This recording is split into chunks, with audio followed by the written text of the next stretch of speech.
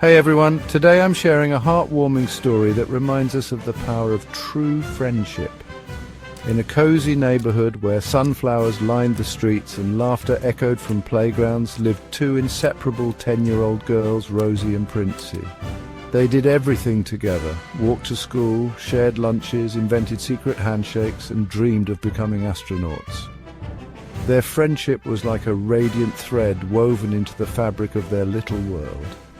One breezy afternoon, Princy skipped to Rosy's house, her pigtails bouncing. "Auntie, please let Rosy come play," she pleaded, clasping her hands. Rosy's mother hesitated. Rosy, a quiet, book-loving girl, rarely played outside, but Princy's enthusiasm was infectious.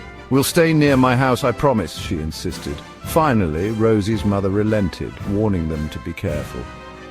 The girls raced to the patch of grass near Princy's home, giggling as they began their favorite game, touch and run.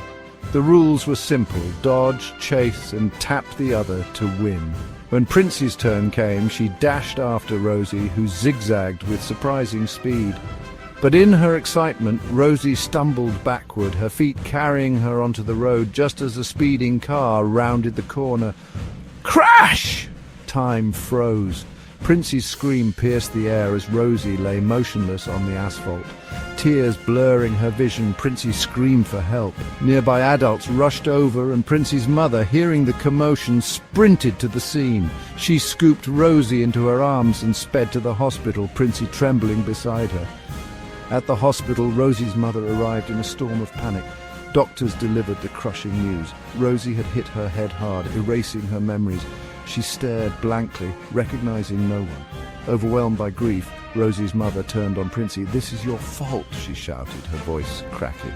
Princy crumpled to the floor, sobbing as her mother hugged her tightly. "It was an accident," she whispered. "We'll pray for Rosy."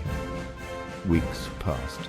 Rosy returned home, but her mother barred everyone, especially Princy, from visiting.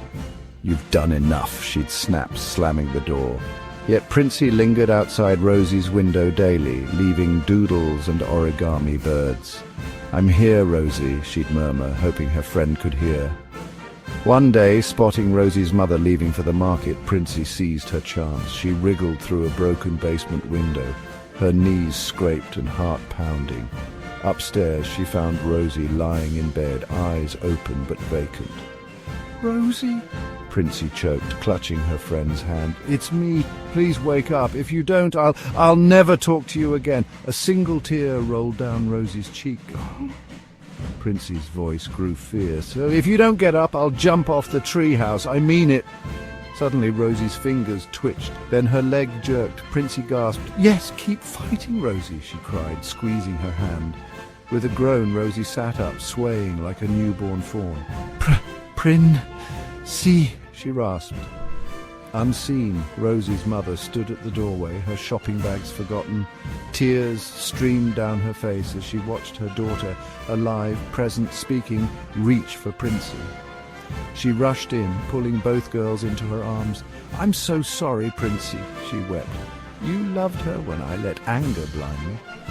Epilogue. Rosy's recovery was slow but miraculous. Princy became her daily memory coach, replaying old games and songs. One autumn day, as they sat under their favorite oak tree, Rosy grinned. "Remember when you threatened to jump off the treehouse? That was dramatic," Princy laughed. "You owe me for that." Rosy's mother, now Princy's biggest advocate, baked cookies for them every Friday. "You taught me forgiveness," she told Princy. "And Rosy taught me hope. Moral accidents may break bones, but only love can mend a broken heart. True friendship, brave, stubborn, and kind, can light even the darkest paths, reminding us that blame divides, but compassion heals." Thanks for watching. If this story touched your heart, don't forget to like, share, and subscribe for more inspiring tales.